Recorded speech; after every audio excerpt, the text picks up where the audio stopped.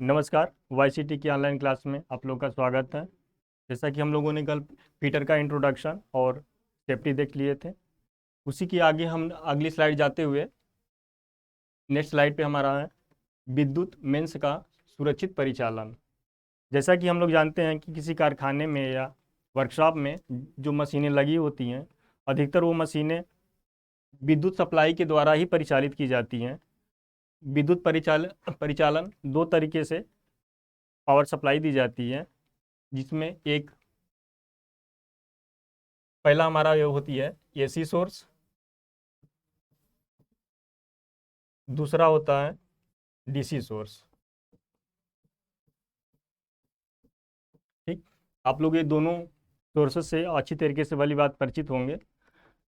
इन दोनों का विद्युत सप्लाई करते समय हम ध्यान दिया जाता है कि इनका सप्लाई एक निश्चित वोल्टेज से अधिक न चला जाए। अगर एक निश्चित वोल्टेज से अधिक चला जाएगा तो ये मशीनों के लिए सुरक्षित परिचालन नहीं दे पाएंगे और ये ढेर सारे प्रॉब्लम क्रिएट कर सकते हैं मशीनों में। तो इसी के तहत जब हम इसी में एक निश्चित वैल्यू देखते हैं वोल्टेज का, तो ये वोल्टेज एसी के लिए 50 वोल्टेज से ये ऊपर नहीं होना चाहिए। अगर इससे आप 50 वोल्ट से ऊपर वोल्टेज देते हैं एसी के लिए तो ये मशीनों में प्रॉब्लम क्रिएट कर देती है। इसी तरह जब डीसी में हम देखते हैं तो इसकी वैल्यू थोड़ी ज़्यादा होती है और इसकी वैल्यू हो जाती है 120 वोल्टेज से अधिक पे ये खतरनाक हो जाती है, ये भी खतरनाक हो जाती है। इसके झटके भी हमें काफ़ी फील होते हैं और ये बेसिकली इस पे ज़्यादा खतरनाक हो जाती है और ये इस पे खतरनाक हो जाती है ह्यूमन के लिए। ठीक, तो इन्हीं सबों को सुरक्षित परिचालन देने के लिए एक विद्युत मेंस का जो सोर्स होते हैं हमारे उसमें विद्युत मेंस ऐड कर दिए जाते हैं, यानी कि ये सेफ्टी गार्ड की तरह यूज़ किए जाते हैं। जब ये लग जाते हैं तो जब भी अब करंट फ्लक्चुएट करती है, वोल्टेज फ्लक्चुएट करता है, तो उसको एक कांस्टेंट मान पे ही आउटपुट देते हैं। इनपुट हमारा कुछ भी मिलता रहे, एक निश्चित मान से ही ऊपर वो नहीं देते हैं। जो हमारी एक लिमिट रहती है उसी के नीचे ही अंडर सप्लाई देते हैं। ठीक, ये आप लोगों ने समझ लिया होगा।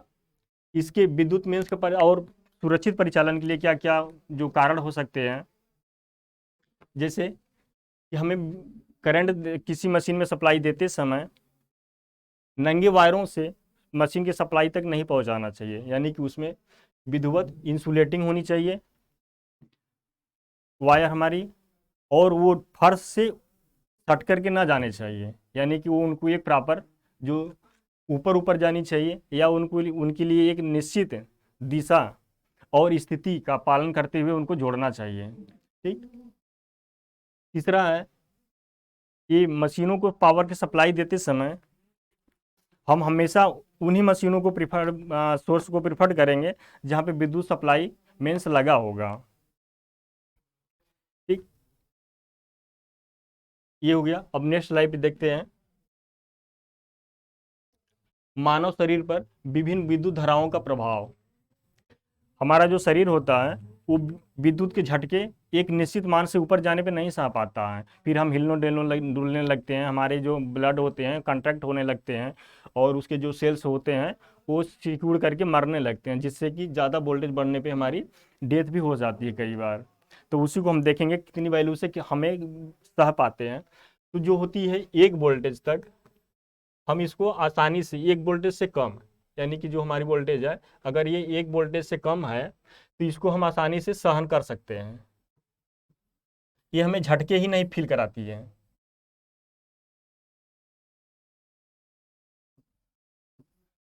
हम इसके झटके को महसूस नहीं करते हैं, इसको हम आसानी से सह सकते हैं।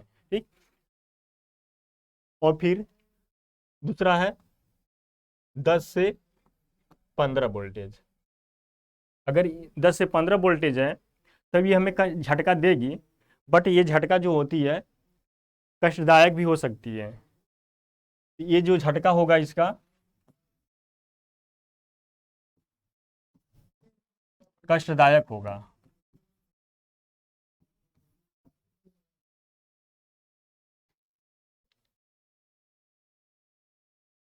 यानी कि इसके झटके जो होते हैं वो कष्टदायक होंगे और वो व्यक्ति से व्यक्ति पे वो कितना मजबूत है ये उसके ऊपर भी डिपेंड करेगी।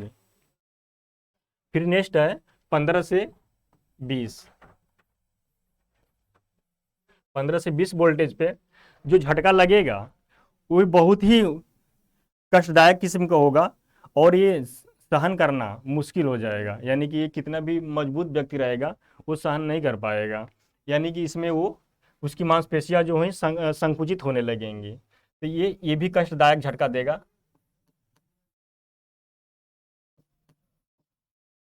लेकिन तो इस ऊपर वाले और नीचे वाले में अंतर ये रहेगा कि इसको सहन करना, जैसे ये व्यक्ति व्यक्ति पे निर्भर करता था, ये व्यक्ति पर निर्भर नहीं करेगा। यानी कि ये सबको फील कराएगा ही कराएगा झटका इसके। ठीक। नेक्स्ट है हमारा 20 से 50, 20 से 50 वोल्टेज पे क्या करेगा ये झटका जो होता है बहुत ही कष्टदायक होता है और ये सांस लेने में प्रॉब्लम क्रिएट करता है। आपकी जो हम लोगों की जो नसें होती हैं उसमें जो ब्लड के सर्कुलेशन होता है वो कंट्रैक्ट होने लगते हैं, वो सिकुड़ने लगते हैं, वो ऑक्सीजन का परिवहन उतनी अच्छी तरीके से नहीं कर पाते हैं। तो ये इसके जो झटके होते हैं वो बहुत ही कष्टदायक होते हैं और उसको सहन नहीं किया जा सकता है। और इस जो सांस लेने में मेन समस्या यहाँ पे आती है, सांस लेने, सांस का बाधित होना।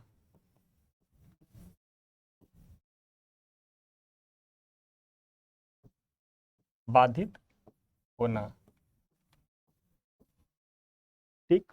अब फिर हम जब यहाँ से 50 वोल्टेज से 100 वोल्टेज की तरफ जाते हैं तो इसमें हमारी मृत्यु निश्चित है। यानी कि यहाँ पे तो हमारा संभव होता है, लेकिन तो यहाँ पे हमारी जिस पीड़ित व्यक्ति को लगेगी ये वोल्टेज की झटका उसकी मृत्यु निश्चित है, मृत्यु निश्चित है। ठीक।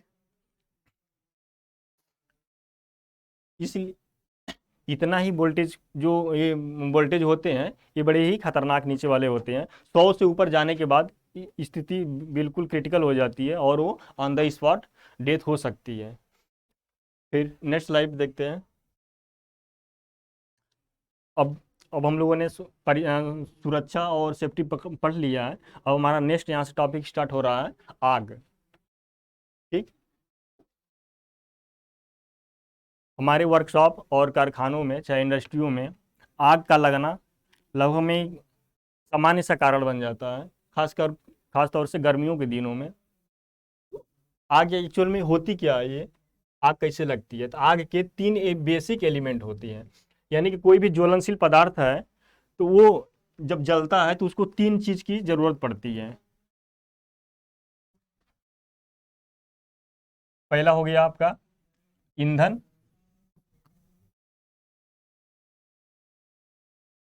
ईंधन यानी कि फ्यूल। दूसरा हीट, हीट यानी कि उष्मा।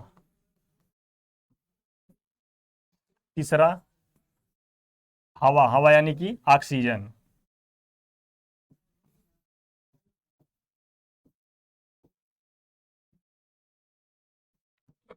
ऑक्सीजन यानी कि हम जिसको O2 बोलते हैं शॉर्ट में। तो ये 3 बेसिक एलिमेंट है आग को। अगर इसमें से एक भी एलिमेंट की उपस्थिति नहीं है तो आग हमारा नहीं पकड़ेगा। यानी कि आग को बनने के लिए जो हमारी ये फायर है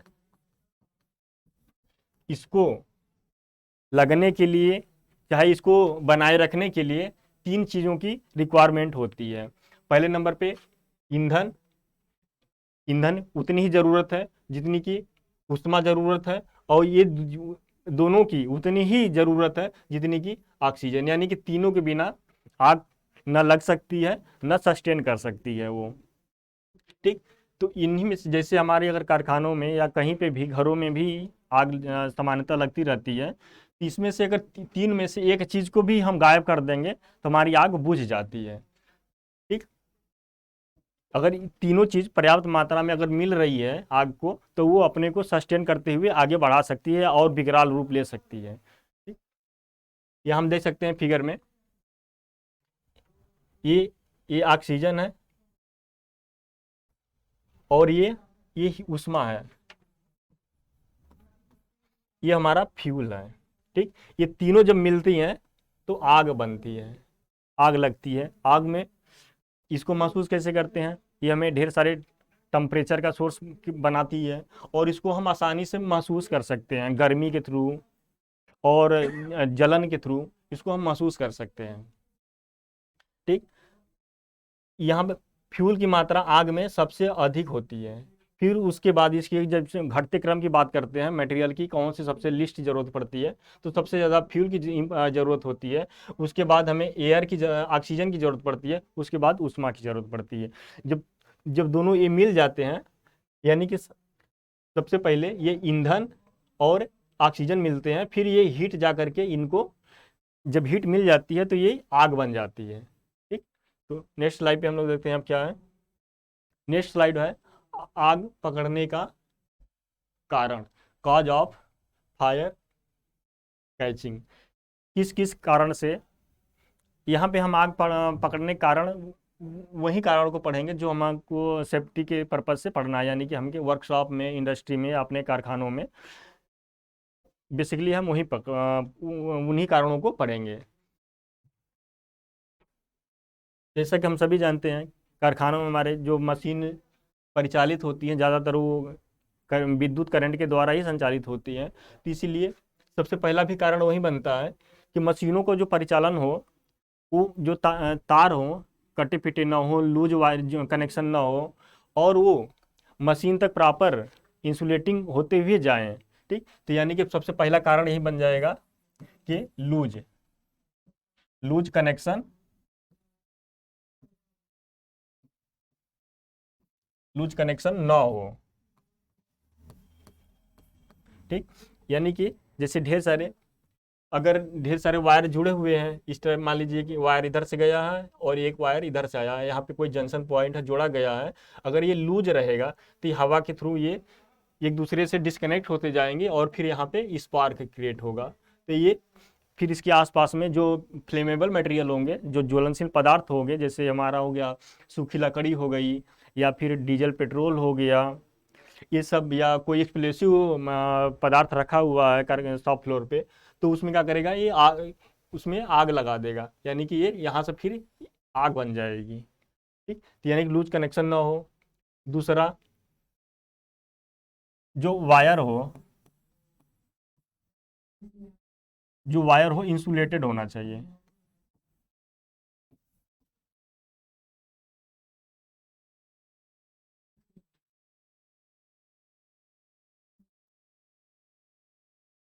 इंसुलेटेड,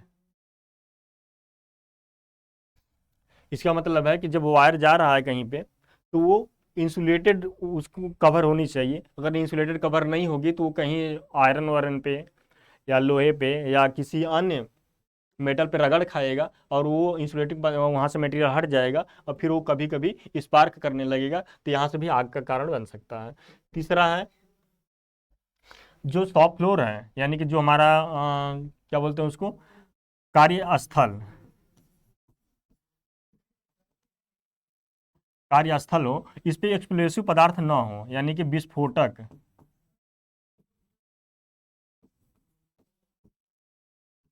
विस्फोटक पदार्थ की उपस्थिति ना हो। एक क्रॉस कर दिए हैं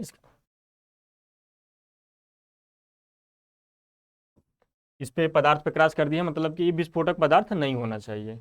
अगर ये भी रहेंगे तो जैसे कि ग्राइंडिंग मशीन हो रही है, ग्राइंडिंग मशीन चल रही हो या वेल्डिंग मशीन चल रही है, तो वहाँ से चिंगारी निकलती है।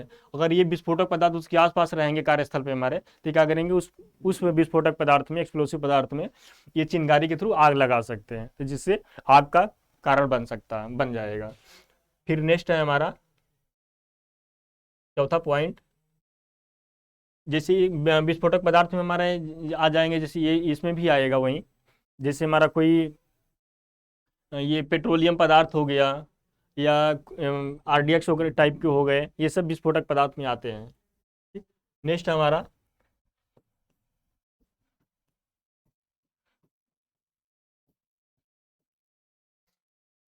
कार्यस्थल पे जो ऑयल ऑयल बिखरे हुए हों, जैसे कि डीजल पेट्रोल ये सब बिखरे हुए रहते हैं, अगर इनको हीट मिल रही है तो ये वाष्प के थ्रू उड़ करके, यानी कि यहाँ पे भी हमारा कोई लिक्विड यानी कि द्रव तरल,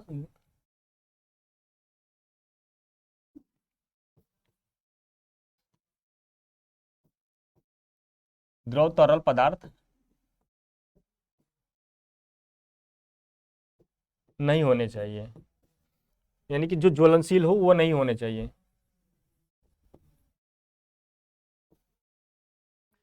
ठीक।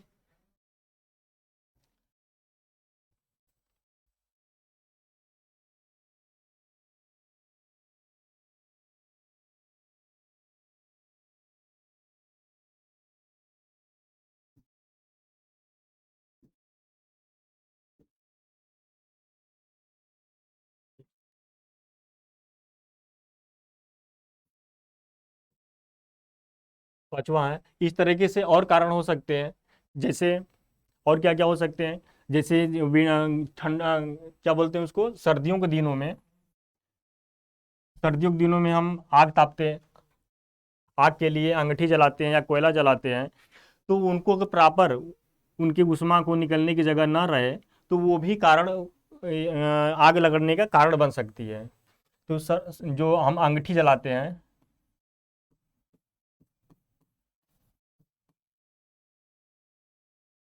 अंगीठी का जलना, ये कब होता है? सर्दियों में।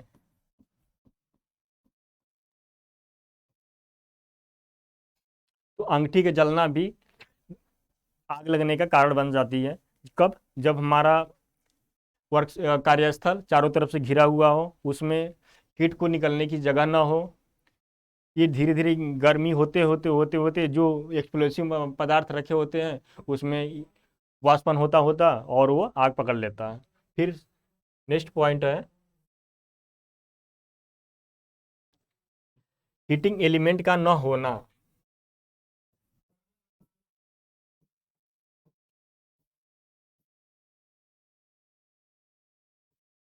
हीटिंग एलिमेंट का न होना, यानी कि जैसे जो हम अंगीठी जला रहे हैं और कहीं पे हीट हो रहा है, यानी कि हीट एब्जॉर्बिंग एलिमेंट है वो, ये हीट एब्जॉर्बिंग,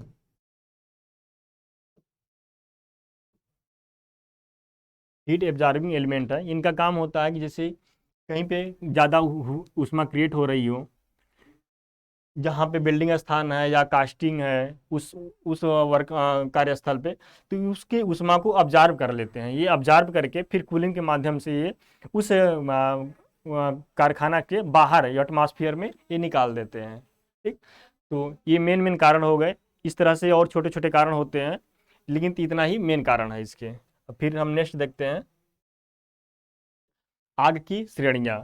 अब जैसे अब तो आग हो गई, लेकिन तो इसको पढ़ाई की दृष्टि से जब हम इंडस्ट्री की बात करते हैं या फायर सेफ्टी की बात करते हैं, तो आग को इन 4 श्रेणियों में ही बांटा जाता है। आप लोगों को नेट वोट पे, गूगल पे ढेर सारी श्रेणियां मिल जाती हैं, वहाँ पे EF तक मिल जाती है, बट हम लोगों को जो अपने सिलेबस के अकॉर्डिंग पढ़ना है, जो पूछा जाता है, बेसिकली हमको 4 श्रेणी में ही आग को पूछा जाता है, और हम यही तीन ही चारों को पढ़ेंगे। इन्हीं चारों श्रेणियों में सभी आगों को हम क्लासिफाइड करेंगे। ठीक। तो फर्स्ट श्रेणी होती है हमारी क्लास ए श्रेणी। क्लास ए श्रेणी को हम कार्बोनेशियस फायर भी बोलते हैं। कार्बोनेशियस का मतलब कि वो उसमें कार्बन की मात्रा है, यानी कि वो सॉलिड फॉर्म में है। ठीक। तो इसको हम क्या बोलते हैं, और इसको ठोस भी बोलते हैं, ठोस, यानी कि समस्त ठोस पदार्थों में लगने वाली आग को हम क्लास ए में रख सकते हैं। ठीक। इसी को हम कार्बोनेशियस फायर, जैसे हमारा लकड़ी हो गया, लकड़ी हो गया, कागज हो गया, और इ- लकड़ी हो गया, कागज हो गया, और इस तरह से ढेर सारे जो ठोस एलिमेंट होते हैं वो इसमें आते हैं। ठीक। फिर नेक्स्ट है हमारा क्लास बी। क्लास बी, अब सॉलिड हो गया, सॉलिड। अब फिर यहाँ पे आ जाता है लिक्विड।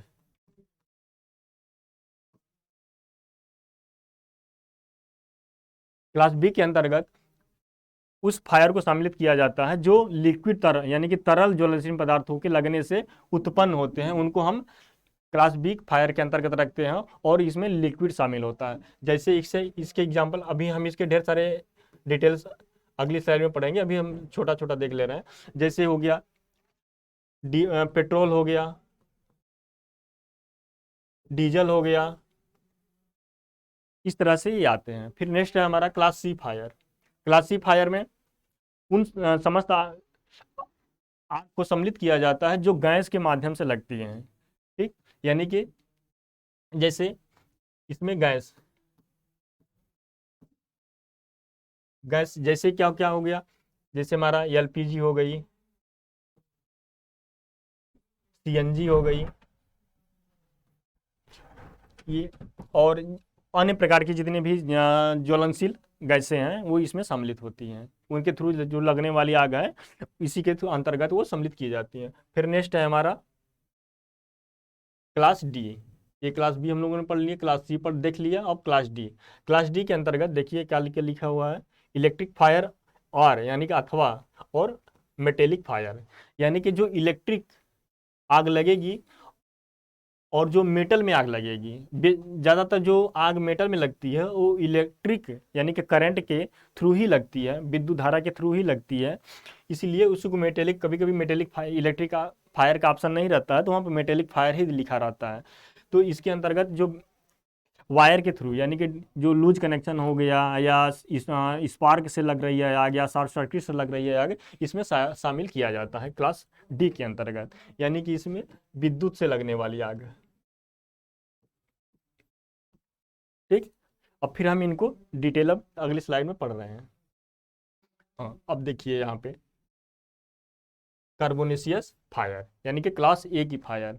देखिए यहाँ पे ये लकड़ी हुई, ये लकड़ी हुई, लकड़ी है, ये लकड़ी है, ये लकड़ी है और इसमें आग लगी है। ये क्लास ए के अंतर्गत लगने वाली आग है। जैसे इसमें एग्जांपल क्या क्या हो जाएंगे, इसमें एग्जांपल हो जाएंगे लकड़ी, यही सब एग्जांपल ज़्यादा आपसे ऑप्शन में दे देगा, लकड़ी, पेपर और कागज, या इस तरह से और ऑप्शन दे देगा, कहेगा कि किस श्रेणी के अंतर्गत आती हैं, class A, class B, class C, class D, इस टाइप के नाम लिखा रहेगा। तो क्लास ए के अंतर्गत लगने वाली ये आग है, तो लकड़ी, कागज। ठीक,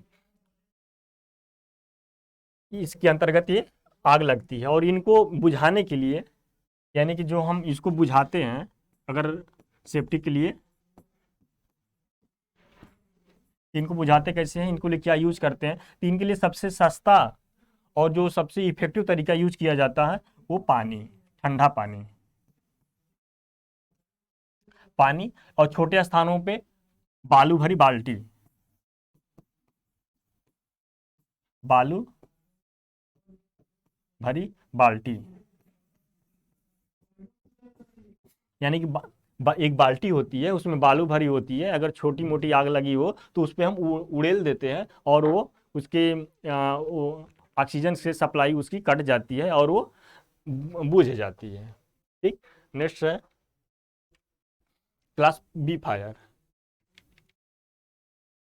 यानी कि क्लास बी के अंतर्गत जो आग लगती है वो लिक्विड के थ्रू आग लगती है। तो इससे एग्जांपल क्या किस में लग सकती है ये, जैसे आप लोगों ने इसके ढेर सारे एग्जांपल देखे होंगे, जैसे लिक्विड में पेट्रोल हो गया जो फ्लेमेबल है यानी कि जो ज्वलनशील है, पेट्रोल हो गया, डीजल हो गया,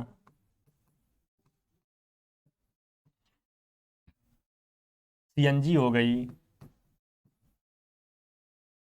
और जो एलपीजी हो गई, यानी कि जो घरों में यूज की जाती है खाना वाना बनाने के लिए, वो सिलेंडर उसकी आग को इसी में एलपीजी को इसमें नहीं शामिल करेंगे, सॉरी, ये सीएनजी और ये एलपीजी इसमें शामिल नहीं होंगी। इसमें लिक्विड यानी कि जो द्रव ज्वलनशील पदार्थ हैं उनमें लगने वाली आग को इसके अंतर्गत शामिल करते हैं। ठीक, ये देख लीजिए, ये ये द्रव है फ्लेमेबल, लिक्विड फ्लेमेबल, जैसे मान लीजिए ये पेट्रोल ही है, तो ये क्या करता है कि इसको एटमॉस्फेयर के टेम्परेचर पे भी ये वाष्प इसके निकलते रहते हैं और ऑक्सीजन इसके पास पर्याप्त रहती ही है। अगर कहीं से इसको चिंगारी के रूप में हीट मिल जाती है तो ये आग पकड़ लेती है और आग पकड़ के विकराल रूप ले लेती है। ठीक, तो इसको बुझाने के लिए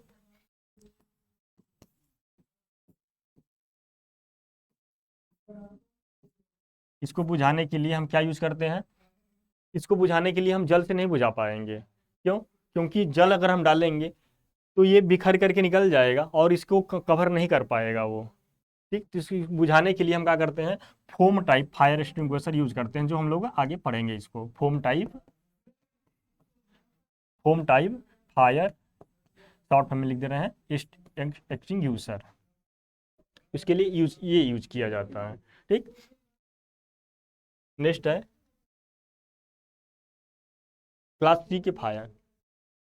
बस जितना हम पढ़ा रहे हैं क्लास के बारे में, बस उतना ही क्वेश्चन पूछे जाते हैं इन सबों से। इसके अलावा और कुछ क्वेश्चन नहीं पूछे जाते हैं। जो ज़्यादातर क्वेश्चन पूछे जाते हैं यही एग्जाम्पल दे देगा, कहेगा कि ये किस फायर के अंतर्गत शामिल किया जाएगा या इसको बुझाने के लिए किस एक्सटिंग्विशर का प्रयोग किया जाएगा। ठीक, इस प्रकार हम फिर तीसरी क्लास में यानी कि क्लास सी में गैस फायर, यानी कि जो गैस के थ्रू लगने वाली आग है उनको शामिल किया जाता है। जैसे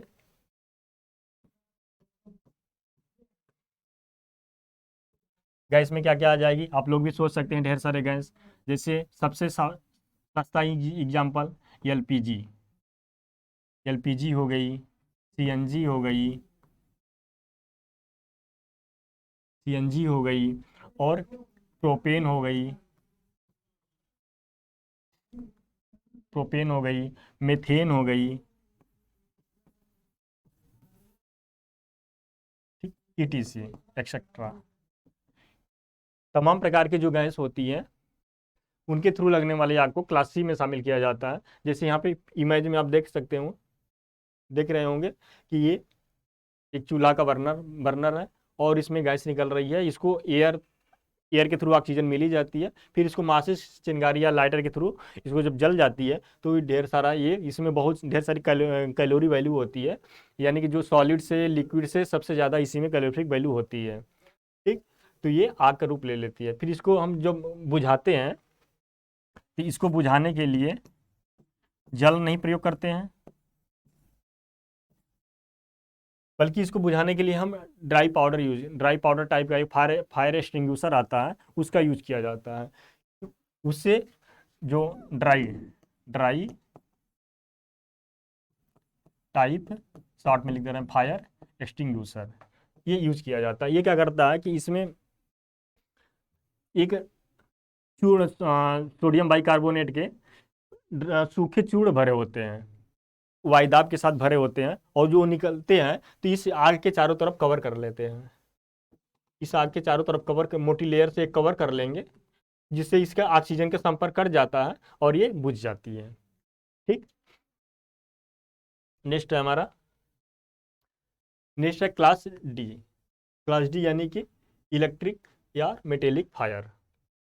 इलेक्ट्रिक फायर और मेटेलिक फायर, जो ज़्यादातर मेटल में आग लगते हैं वो इलेक्ट्रिक के थ्रू ही लगते हैं, और ऐसे उनको नहीं लगती है, क्योंकि उनका मेल्टिंग पॉइंट इतना ज़्यादा होता है कि उसको उतना हीट दे ही नहीं पाते हैं। और इलेक्ट्रिक की जो स्पार्क होती है उसमें बहुत ज़्यादा टेम्परेचर होता है, लगभग में 3000, 3300, 4000 के आसपास टेम्परेचर चली जाती है, कभी कभी तो 5000 के आसपास डिग्री सेल्सियस में चली जाती है। तो उसके थ्रू वो जल्दी आग पकड़ लेती है। तो इसका जो कारण होता है, मेन कारण यही होता है कि जो हमारा कनेक्शन है वो लूज हो जाता है। जैसे यहाँ पे देख सकते हैं कि ये एक पोल है और ढेर सारे वायर निकले हुए हैं, और इसमें ढेर सारे इधर उधर बिखरे हुए हैं, जिसको हम समझ ही नहीं पाएंगे कौन सा तार किधर जा रहा है। तो ये कनेक्शन धीरे धीरे काम करते करते करते करते घिसते घिसते लूज हो जाते हैं हवा के थ्रू। तो लूज होने पे ये क्या करते हैं कि एक दूसरे से रगड़ खाते हैं, रगड़ खाते से स्पार्क होता है। जब स्पार्क होते होते जो यहाँ पे इंसुलेटिंग पदार्थ होते हैं वो उससे उनकी मेल्टिंग पॉइंट यानी कि उनकी बर्निंग पॉइंट कम होती है और उसमें आग पकड़ लेती है, जिससे यहाँ पे भयंकर आग लग जाती है। तो इसको बुझाने के लिए हम जल नहीं यूज करते हैं, यानी कि जल जिसमें भी नमी निकल रही हो उस फायर एक्सटिंग्विशर का प्रयोग नहीं किया जाता है। ठीक, क्यों? क्योंकि अगर नमी वाले यानी कि जो जल यानी कि पानी वाले एक्सटिंग्विशर यूज करेंगे तो इस पर क्या करेगा को रस्ट क्रिएट कर देगा। आग तो बुझा देगा कुछ हद तक, लेकिन क्या करेगा वो रस्ट क्रिएट कर देगा, जिससे जंग लग जाएगी और बाद में वो ये उपकरण यानी कि जो वायर है वो काम करना बंद कर देगा, इसलिए हम जल वाले एक्सटिंग्विशर का इसका प्रयोग नहीं करते हैं। इसके लिए जो उपयोग वो एक्सटिंग्विशर यूज किया जाता है, यानी कि जो फायर एक्सटिंग्विशर आप यूज करेंगे, इसके लिए जो फायर एक्सटिंग्विशर यूज किया जाता है, जो सामान्यतः यूज किया जाता है generally, carbon carbon tetra chloride, यानी कि जिसको हम शॉर्ट में CTC यानी कि कार्बन टेट्रा क्लोराइड CTC के नाम से भी जानते हैं। ठीक, और इसी के स्थान पे एक इसके ऑप्शन ऑप्शन के रूप में एक और यूज किया जाता है, BFC। इसका क्या नाम होता है? ब्रोमीन ब्रोमीन डाई फ्लोरो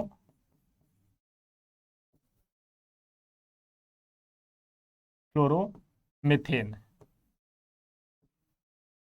BFC यानी कि ब्रोमीन डाई क्लोरोमीथेन, ये यूज किया जाता है उसके CTC के स्थान पे। ये सभी किसके अंतर्गत आते हैं? ये सभी ये जो आते हैं हाइलेन ग्रुप।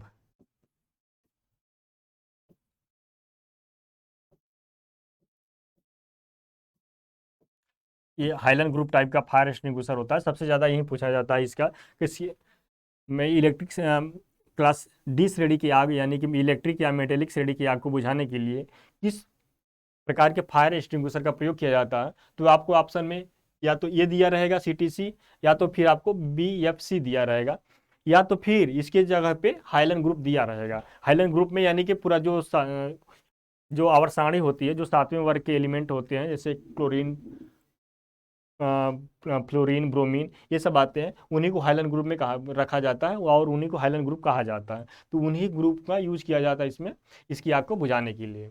और सबसे खास बात इसकी ये होती है हाइलेन ग्रुप की या CTC की, कि ये चारों प्रकार की आग को बुझा सकता है या और बुझाने के लिए किया भी जाता है। ठीक, तो सामान्यतः पूछा अगर आपसे पूछा जाएगा एग्जामों में कि सामान्यतः सभी श्रेणी की आग को बुझाने के लिए किस प्रकार के फायर एक्सटिंग्विशर का प्रयोग किया जाता है, तो ये हाइलेन ग्रुप के टाइप के फायर एक्सटिंग्विशर होते हैं, जो CTC और BFC टाइप के होते हैं। तो ठीक, आप लोग समझ गए होंगे। नेक्स्ट स्लाइड में देखते हैं। नेक्स्ट स्लाइड है हमारा अब उन्हीं आग बुझाने का यंत्र यानी कि फायर एक्सटिंग्विशर। इसका पूरा नाम लिख दे रहे हैं, फायर एक्सटिंग्विशर। ठीक, हम आगे फिर सिर्फ या फिर और ई यूज करेंगे यहाँ पे, इसका फायर एक्सटिंग्विशर इसका फुल फॉर्म है। आग बुझाने के अगर आग लग जाएगी तो ज़्यादा हानि ना हो पाए, इसलिए उसको समय रहते ही उसको उस पर काबू पा लिया जाता है और उसको बुझा लिया जाता है।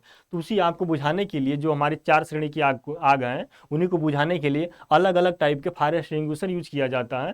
ठीक, तो उन्हीं को आग बुझाने का यंत्र का नाम दिया जाता है। इसमें सबसे सबसे सरल और सस्ता रेत से भरी बाल्टियाँ। अब देखते होंगे जो छोटी मोटी दुकानें होती हैं या फिर पेट्रोल पंप होता है, जहाँ पे थोड़ी मोड़ी आग लगने की संभावना होती है, वहाँ पे रेत से भरी बाल्टियाँ टांग दी जाती हैं। रेड कलर की पेंटिंग रहती है बाल्टी पे और उसमें बालू भर करके टांग दी जाती है। अगर थोड़ी मोड़ी आग लग रही है तो जा करके बालू को उड़ेल दिया जाता है, जिससे वो आग बुझ जाती है क्योंकि उसकी ऑक्सीजन की सप्लाई बंद हो जाती है। फिर नेक्स्ट है CO2 टाइप फायर एक्सटिंग्विशर। ये क्या करता है?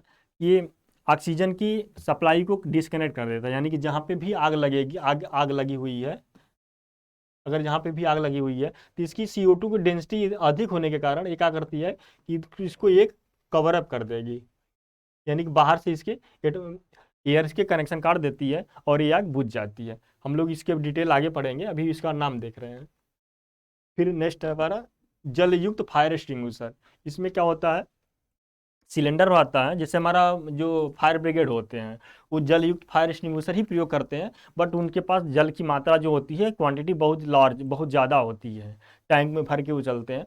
लेकिन तो जो वर्कशॉपों में या इंडस्ट्रियों में रखी होती है वो सिलेंडर में भर के रखी होती है। ठीक, जिसको आप पुश करते हैं तो जल की एक स्ट्रीम निकलती है, यानी कि धारा निकलती है, और उसी लोकेशन पे हम डालकर उसको बुझा लेते हैं। फिर नेक्स्ट है हमारा फोम टाइप फायर एक्सटिंग्विशर। ये इसमें क्या होता है, इसमें फोम टाइप में इसमें और सोडियम बाइकार्बोनेट और झाग के लिए तेल या सल्फ्यूरिक अम्ल यूज कर लिया जाता है, या एल्युमिनियम सल्फेट यूज कर लिया जाता है, जिससे हमारी की झाग वो CO2 तो निकलेगी निकलेगी, उसके साथ एक झाग निकलता है जो चारों तरफ से कवर अप करता है। फिर नेक्स्ट है हमारा dry type fire extinguisher. Dry type में इसमें क्या होता है, इसमें सोडियम बाइकार्बोनेट और जो एयर के साथ सोडियम बाइकार्बोनेट भरा जाता है, जो पाउडर के फॉर्म में भरा जाता है। ठीक, जब ये निकलता है तो इसको जो इसके जो पाउडर होते हैं यहाँ पे इसके ये पाउडर होता है, पाउडर यानी कि चूड़। चूड़ ये क्या होते हैं, जो ये अज्वलनशील होते हैं, यानी कि जलने में न सहायता करते हैं और न ही ज्वलनशील होते हैं। ज्वलनशील न होने के कारण चारों तरफ से कवरअप कर लेते हैं और आग बुझ जाती है। फिर सोडा एसिड, इसमें क्या होता है, ये इसमें भी सोडियम बाइकार्बोनेट और सल्फ्यूरिक एसिड दोनों को एक प्रॉपर निश्चित मात्रा में अलग अलग करके सिलेंडर के अंदर भर दी जाती है। जब भी इसको प्रयोग करना होता है तो जब हम स्क्वीज करते हैं, यानी कि जब हम उसको दबाते हैं तो बाहर निकल करके CO2 बनाते हैं, सब CO2 बनाएगा जो आग को बुझाने के लिए काम आती है। ठीक, तो ये फिर हम इसको देख रहे हैं कि इसका यूज कहाँ कहाँ किया जाता है। अब देखिए, ये रेत से भरी बाल्टियाँ, ये जो रेत से भरी बाल्टियाँ होती हैं छोटे जगहों पे काम आते हैं।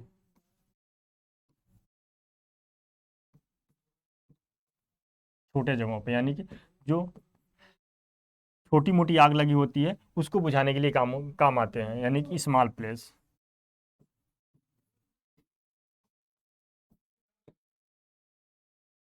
ये देखिए, ये इनका सिंबल होता है कि बाल्टियाँ रहेंगी, और ये पेंट जो है रहेगा रेड कलर का ही रहेगा। ठीक, यानी कि रेड ही रहेगा, ये रेड कलर की बाल्टियाँ रहेंगी, पेंट रहेगा उसका, और फिर उसमें बालू भरा रहता है। ये सब देखिए बालू है, दिख रहा होगा, बालू की भरी रहती है। जहाँ भी जरूरत पड़ती है इसको हैंगर में से निकाल करके वहाँ पे जा करके पलट दिया जाता है, जिससे वो आग के लिए पढ़ चुके हैं कि 3 एलिमेंट की होना बहुत ही ज़रूरी है। पहला क्या, ईंधन होना चाहिए, दूसरा हमारे पास हीट होना चाहिए, तीसरा क्या होना चाहिए, ऑक्सीजन होना चाहिए। तो ये क्या करता है, ऑक्सीजन की सप्लाई को रोक देता है। फ्यूल तो रहेगा ऑलरेडी आपके पास, तो मौजूद है फ्यूल, हीट वो ऑलरेडी क्रिएट ही कर चुका है, तो हम सिर्फ हमको एक एक ऑप्शन बचता है कि हम ऑक्सीजन को ही वहाँ से कनेक्शन काट दें। अगर ऑक्सीजन का सप्लाई बंद हो जाएगी तो आग अपने आप बुझ जाएगी। फिर नेक्स्ट, ये जो यूज किया जाता है रेत से भरी बल्टियाँ किसके लिए, क्लास, जो क्लास ये श्रेणी की आग है ये इनके लिए यूज किया जाता है। ठीक, यानी कि कार्बोनेशियस फायर।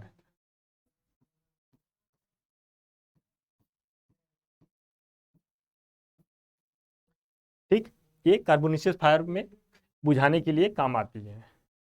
नेक्स्ट है CO2 टाइप फायर एक्सटिंग्विशर। ठीक, ये CO2 टाइप फायर एक्सटिंग्विशर, इसमें कार्बन डाइऑक्साइड यही काम करती है। ये CO2 नीचे है, आप यहाँ पे न मान करके इसको आप यहाँ से पढ़िएगा, यानी कि ये CO2।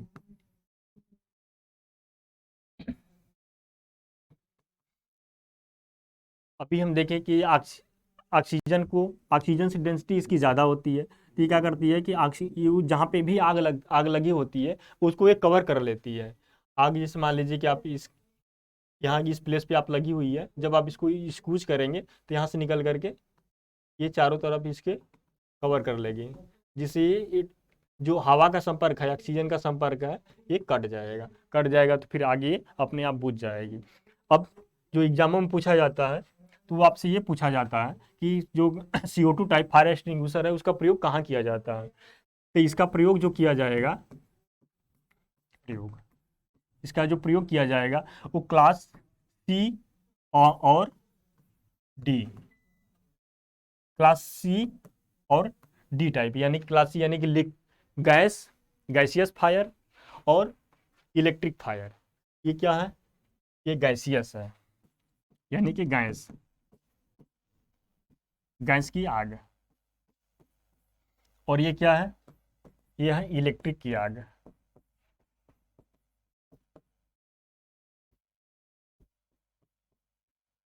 ये इसको बुझाने के लिए काम में आती है। कभी कभी इसका प्रयोग, अगर आपके पास कोई ऑप्शन नहीं रहेगा तब इसका, अगर ऑप्शन ए दिया रहता है तो ऑप्शन ए पे भी ऑप्शन ए भी सही हो सकता है। यानी कभी कभी इसका प्रयोग कार्बोनेशियस फायर को बुझाने के लिए भी यूज किया जाता है, लेकिन ज़्यादातर इसका प्रयोग गैस और इलेक्ट्रिक, यानी कि सबसे पहले ऑप्शन पर हम इस पे जाएंगे, गैस फायर पे, गैसियस आग को बुझाने के लिए प्रयोग की जाती है। फिर नेक्स्ट है वाटर फील्ड फायर एक्सटिंग्विशर।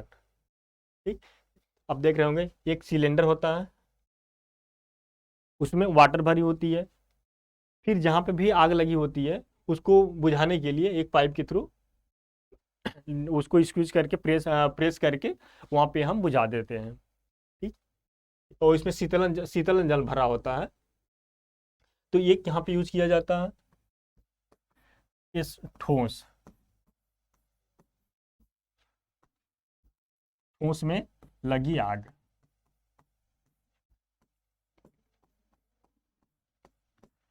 ठोस यानी कि ठोसों में लगी आग को बुझाने के लिए इसका प्रयोग किया जाता है। ठीक, नेक्स्ट है foam type fire extinguisher. Foam type fire extinguisher में क्या होता है कि इसमें सोडियम सोडियम बाइकार्बोनेट और आयल, या इसमें क्या मिला जाता है, एल्यूमिनियम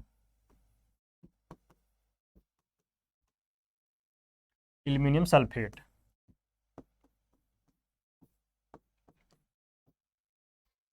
ये इतना चीज मिली होती है, जब इससे बाहर आती है तो ये जो क्रिया करके क्या क्या बनाती है, CO2 बनाएगी और प्लस यहाँ से झाग निकलेगा, झाग यानी कि फोम,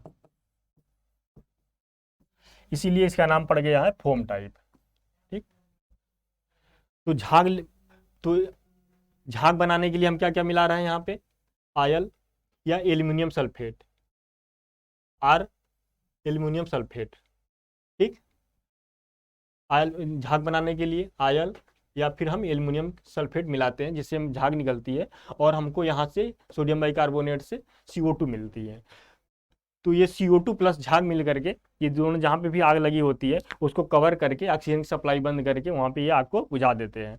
और इनका प्रयोग कहाँ किया जाता है, इनका प्रयोग हम जो द्रव द्रव में लगी आग है उसमें करते हैं, यानी कि द्रव में लगी आग को बुझाने के लिए इसका प्रयोग किया जाता है। ठीक, ये देख रहे हैं यहाँ फोम टाइप लिखा हुआ है, एक सिलेंडर होती है, इन सबों सिलेंडरों का पेंटिंग ज़्यादा आप देखेंगे तो रेड कलर की ही होती है। ठीक, और ये यहाँ पे एक रिंग लगी होती है जिसको हम खींच करके बाहर निकाल लेते हैं, सील तोड़ लेते हैं, फिर स्क्यूज करके यहाँ से निकाल करके स्क्यूज करके फिर हम जहाँ पे भी आग लगी होती है वहाँ पे बौछार कर लेते हैं।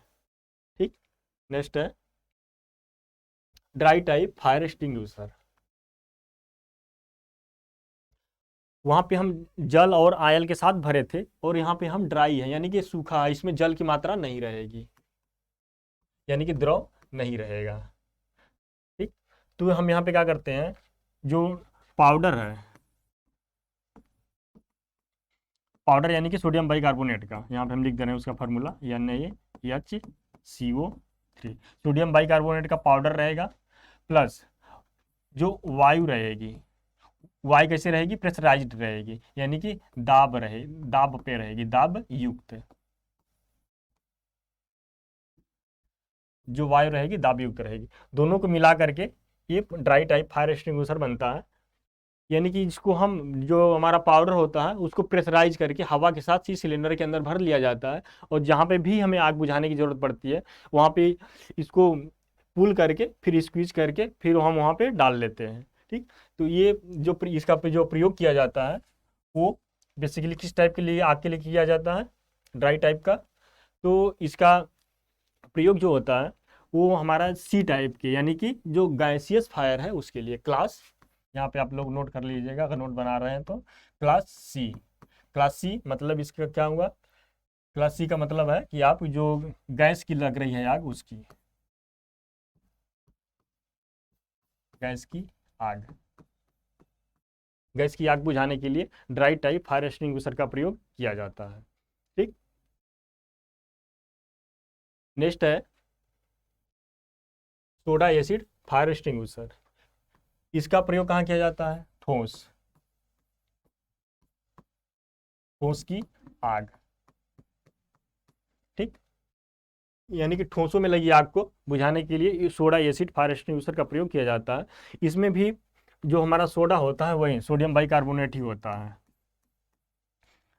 यानी कि आपको कुल मिलाकर के CO2 बनाना है, सोडियम बाइकार्बोनेट और प्लस H2SO4। ठीक, यही दोनों मिल करके CO2 बनाएंगे और प्लस यहाँ से H2O निकलता है। ठीक, लेकिन तो फिर हम इसका यूज करके आग को बुझाने के लिए करते हैं, आग को बुझाने के लिए।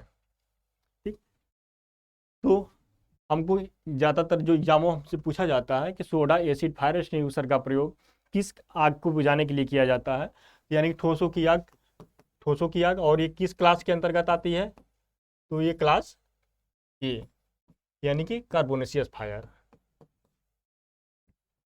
Carbonaceous fire.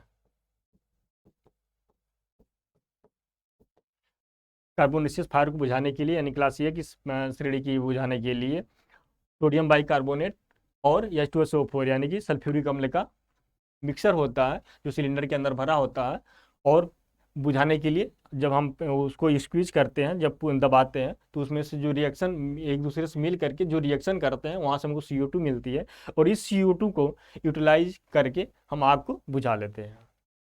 ठीक, नेक्स्ट है कार्बन टेट्रा क्लोराइड, यानी कि CTC फायर एक्सटिंग्विशर। ठीक, ये सबसे ज़्यादा इंडस्ट्रियों में, कारखानों में सबसे ज़्यादा प्रयुक्त होने वाली फायर एक्सटिंग्विशर है। ठीक, ये इसको हाइलन ग्रुप भी बोला जाता है, यानी कि हाइलन, हाइलन ग्रुप फायर एक्सटिंग्विशर, इसको हाइलन ग्रुप फायर एक्सटिंग्विशर भी बोला जाता है। इसमें CTC की जगह पे एक और आ जाती है जो इसको शॉर्ट में बोला जाए BFC,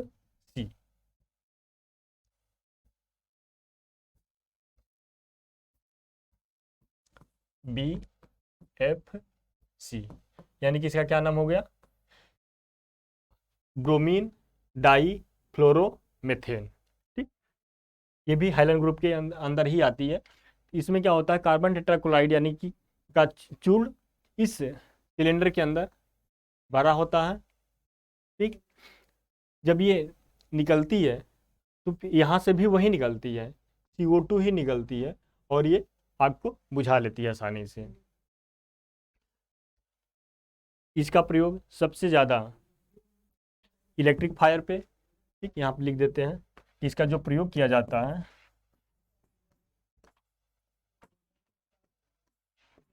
प्रयोग इलेक्ट्रिक, इलेक्ट्रिक फायर अथवा मेटेलिक फायर, यानी कि जो धातुओं में आग लगती है, मेटेलिक फायर। इसी को किस श्रेणी के अंतर्गत रखा जाता है, हम लोगों ने सीख लिया है, क्लास डी। ठीक, यानी कि सामान्यतः इसका प्रयोग क्लास डी श्रेणी की आग को बुझाने के लिए प्रयोग किया जाता है। क्लास डी की श्रेणी के अंतर्गत जो आग आती है वो इलेक्ट्रिक आग आती है और मेटेलिक आग आती है। ठीक, और इसका प्रयोग कभी कभी ठोसों, द्रवों, गैसों यानी कि सभी प्रकार की आग को बुझाने के लिए प्रयोग किया जाता है।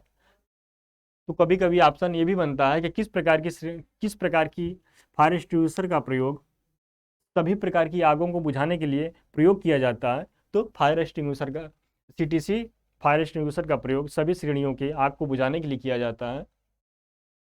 और इसका जो डिसएडवांटेज होता है, यहाँ पे साफ कर दे रहे हैं, इसमें जो इसका एक नुकसान होता है, यहाँ पे नोट लगा देते हैं, बंद प्लेस पे इसका प्रयोग नहीं करना चाहिए। क्यों? अगर छोटे प्लेस, अगर बंद प्लेस स्थान है तो क्या करता है कि इससे जो धुएं निकलते हैं, जो फ्यूमस निकलते हैं, वो हानिकारक होते हैं यानी कि जहरीले होते हैं। जो इसके जो फ्यूमस यानी कि जो इसको धुआं निकलता है, धुआं धुआं इसका कैसा होता है? जहरीला होता है, जहरीला होता है। इसलिए इसका प्रयोग बंद स्थानों पे, बंद स्थानों पर नहीं किया जाता।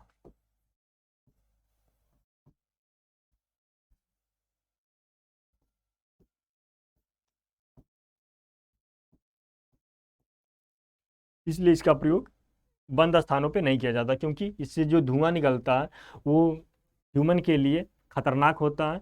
इसलिए इसका प्रयोग बंद स्थानों पे, छोटे स्थानों पे नहीं किया जाता। इसका प्रयोग ओपन स्थानों पे ही ज़्यादातर किया जाता है। ठीक, नेक्स्ट है व्यक्तिगत रक्षक उपकरण। व्यक्तिगत रक्षक उपकरण यानी कि पर्सनल प्रोटेक्टिव इक्विपमेंट्स, यानी कि इसको शॉर्ट फॉर्म में पीपीई बोला जाता है। पीपीई या सी क्या है? सफिक्स में है पीपीएस, पर्सनल प्रोटेक्टिव इक्विपमेंट्स। इसमें जैसे हमें कहीं पे काम करना हो गया, तो जो हम अपना व्यक्तिगत विशेष कार्यों के लिए जो अपना व्यक्तिगत पहनावा या व्यक्तिगत जो सावधानी अपनाते हैं कि जो हमारे शरीर पे उसका प्रभाव ना पड़े, हम सुरक्षित रहें, उसी को हम पर्सनल प्रोटेक्टिव इक्विपमेंट यानी कि हम अपने खुद के लिए जो प्रयोग करते हैं, किट जो प्रयोग करते हैं, पहनावा किट होगी। जैसे अभी जो कोरोना आया था जिसमें खूब किट चल रहे थे, पीपीई किट खूब चल रहे थे, जो पर्सनल प्रोटेक्टिव किट में जैसे हमारा मास्क हो गया, ग्लव्स हो गया, हैंड सैनिटाइजर हो गया, इस टाइप के जो वो थे, वो भी पर्सनल प्रोटेक्टिव इक्विपमेंट में ही आते हैं। तो इसमें ढेर सारे शामिल होते हैं, जैसे हमारा हैंड ग्लव्स हो गया,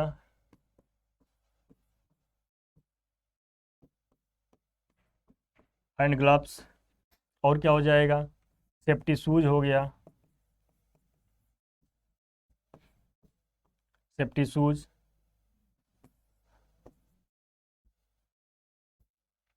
ये हाथ के लिए हैंड ग्लव्स हो गया, पैर के लिए सेफ्टी शूज हो गया, और फिर आंख के लिए क्या हो जाएगा?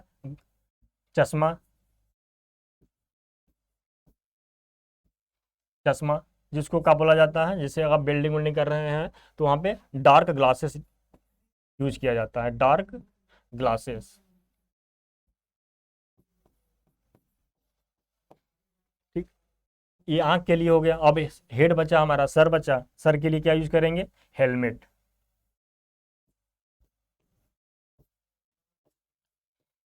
हेलमेट हो गया। अब फिर हमारा क्या बचा? नाक बचा, यानी कि सांस लेने के लिए जो समस्या होती है उससे बचने के लिए क्या यूज करेंगे हम? यहाँ पे लिख दे रहे हैं 5वां पॉइंट। इसके लिए क्या यूज करेंगे? मास्क। ठीक, तो हमारा हेड की हो गई, टोपी जिसको हेलमेट बोलते हैं या कैप बोल देते हैं, या सेफ्टी कैप, कैप बोल दिया जाता है। फिर हमारी जो नाक यानी कि सांस लेने वाली जो समस्या है यानी कि जो प्रॉब्लम है, उसको सेव करने के लिए हम उसके लिए क्या यूज कर लेंगे? मास्क यूज कर लेंगे। फिर हमारी जो हाथ है उसकी सेफ्टी के लिए, जहाँ पे जैसे हम कहीं फाइलिंग कर रहे हैं या हेक्साइंग कर रहे हैं या चिपिंग कर रहे हैं या और कुछ काम कर रहे हैं, तो उसके जो चिप्स होते हैं हमारे हाथ को नुकसान पहुंचा सकते हैं, यानी कट लगा सकते हैं। उससे बचने के लिए इसका प्रयोग किया, ग्लव्स का प्रयोग किया जाता है। इस हैंड ग्लव्स का जैसे और भी प्रयोग कर सकते हैं। जैसे आप कोई बहुत खराब टाइप का केमिकल है जो आपकी स्किन को बर्न कर सकता है या इन्फेक्शन स्किन में डाल सकता है, उससे बचने के लिए भी हम हैंड ग्लव्स का प्रयोग कर सकते हैं। सेफ्टी शूज़, जो पैर पैर जो होते हैं उसके लिए सेफ्टी शूज़ यूज़ करते हैं। जैसे कि आप वेल्डिंग शॉप में चले जाइए या मोल्डिंग शॉप में चले जाइए, तो वहाँ पे ढेर सारे जो मेटल्स के टुकड़े हैं इधर उधर बिखरे पड़े रहते हैं। अगर आप ये सामान्य शूज़ पहने पहने रहेंगे जो हम घरों में या अन्य जगहों पे पहनते हैं, वो पहने रहेंगे तो हमको उतना प्रोटेक्ट नहीं कर पाते हैं, और उसके अंदर घुस करके जो मेटल के जो चिप्स होते हैं या कटिंग एजेज होती हैं वो आपको कट लगा सकती हैं। इसलिए हम इसका प्रयोग करते हैं, सेफ्टी शूज़ का। ठीक। और फिर चश्मा, अपनी आँख को सुरक्षित रखने के लिए, जैसे कि धुआं केमिकल निकल रहा हो या बहुत ढेर सारे एटमॉस्फेयर में वहाँ पे धुआं धुआं हो रहा हो, धूल उड़ रही हो, डस्ट हो रहा हो, आपको आँख में इस एलर्जी हो डस्ट से, तो उससे बचने के लिए हम चश्मा, सामान्य प्रकार के चश्मा यूज कर लेते हैं। और वहीं जब हम वेल्डिंग शॉप में वेल्डिंग करते हुए अपनी आँख को प्रोटेक्ट करते हैं, जो इंफ्रारेड या अल्ट्रावायलेट रेज निकलती है उनसे सुरक्षित करने के लिए हम डार्क ग्लासेस का प्रयोग करते हैं। ठीक। फिर नेक्स्ट है, अब क्या बचा हमारा, हो गया सब। फिर हम यहाँ से अब ये इस पे देखते हैं। ये तो हमारी हो गई पर्सनल प्रोटेक्टिव किट्स। अब इन्हीं का हम यहाँ पे डिटेल देखेंगे आँख के लिए क्या होती है। ठीक। पर्सनल प्रोटेक्टिव किट में आँख की सुरक्षा, मैं देखिए अपने शरीर की सुरक्षा ही पर्सनल प्रोटेक्टिव उपकरण के अंतर्गत शामिल होते हैं। यानी कि पीपीई के अंतर्गत जो जितने भी शामिल होते हैं, श्रमिक या कोई भी व्यक्ति है, उसकी जो शरीर की सुरक्षा जिस उपकरण से हो रही है वहीं शामिल किए जाते हैं। तो आँख की सुरक्षा, सिर की सुरक्षा, फिर श्वास लेने की सुरक्षा, शरीर की सुरक्षा, यानी कि यहाँ इसमें पूरा शामिल कर लिया जाता है। जो अन्य जगह पे नहीं आता है, जैसे हमारा हेड शामिल हो गया, हाथ के फिंगर शामिल हो गए, और पैर पैर शामिल हो गया, बट हमारा जो पैर का जो ऊपर वाला पोर्शन है वो लेग बचा हुआ है। ठीक। तो उसमें जो हमारे इसमें नहीं शामिल हो पाते हैं उसको शरीर में शामिल कर लिया जाता है। तो आँख के सुरक्षा में क्या क्या यूज़ करेंगे, पहले अगर जैसे हमें धूप से बचना हो या धूल उल से बचना होता है तो साधारण टाइप का हम चश्मा यूज़ करते हैं। साधारण चश्मा। और फिर यही जब हम वेल्डिंग शॉप में वेल्डिंग करते हुए या जहाँ पे बहुत अधिक टेम्परेचर वहाँ पे हो रहा हो, तो वहाँ से उसके लिए क्या यूज़ किया जाता है, डार्क ग्लासेस।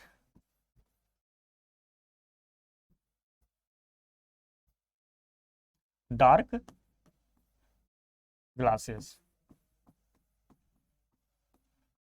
ठीक। ये क्या करता है कि जो अल्ट्रावायलेट जो रेडिएशन है वो उसको आप आँख के अंदर तक नहीं आने देता है, यानी कि रेटिना तक नहीं आने देता है। और इंफ्रारेड रेडिएशन को भी ये नहीं आने देता है, वो बाहर ही रोक लेता है। ठीक। जिससे हमें अपनी आँख सुरक्षित रह जाती है। ठीक। नेक्स्ट देखते हैं, आँख की सुरक्षा हो गई। अब फिर सिर की सुरक्षा, जैसे आप कारखाना में काम कर रहे हैं, ऊपर कोई क्रेन चल रही हो, वजन लेके आप उसको ट्रांसमिट एक स्थान से दूसरे स्थान तक स्थानांतरित कर रही हो, तो गिरने की संभावना बनी रहती है हमेशा। तो उसके लिए इसीलिए आपको यहाँ पे हेलमेट लगाने का सुझाव दिया जाता है, यानी कि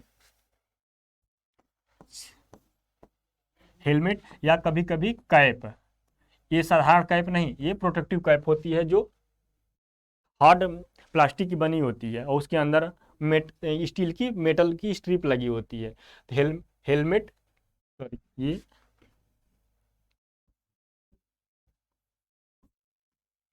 हेलमेट या कैप। ठीक। ये हमारी सिर की सुरक्षा शामिल हो गई। अब हम देख लेते हैं ये क्या है, श्वास लेने की समस्या, यानी कि नाक वाली समस्या।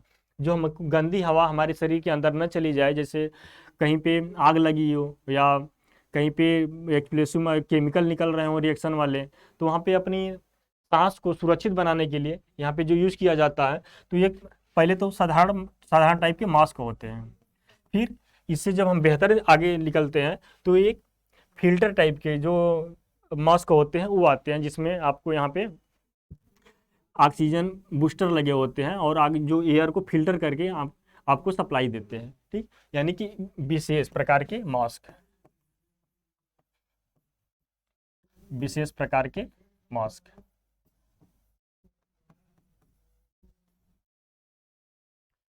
ठीक, अब शरीर की सुरक्षा। शरीर की सुरक्षा में क्या आ जाएगा, जैसे कहीं पे आप वेल्डिंग कर रहे हैं या मोल्डिंग शॉप में हैं, तो ढेर सारी चिंगारी आपको निकलती रहती है। वो तो देख के निकलेगी नहीं कि आपकी ये आँख है, ये है। तो क्या करती है, हर एक जगह से निकलती रहती है। तो इसलिए हम इसकी सुरक्षा में एप्रन पहन लेते हैं, यानी कि पूरे अपने को कवर कर लेते हैं। तो वहाँ पे अप्रन हो जाता है, अप्रन आ जाता है। ठीक, फिर नेक्स्ट है हाथ की, हाथ और बाजू की सुरक्षा। जो हमारी हाथ हो गई, इसकी सुरक्षा करने के लिए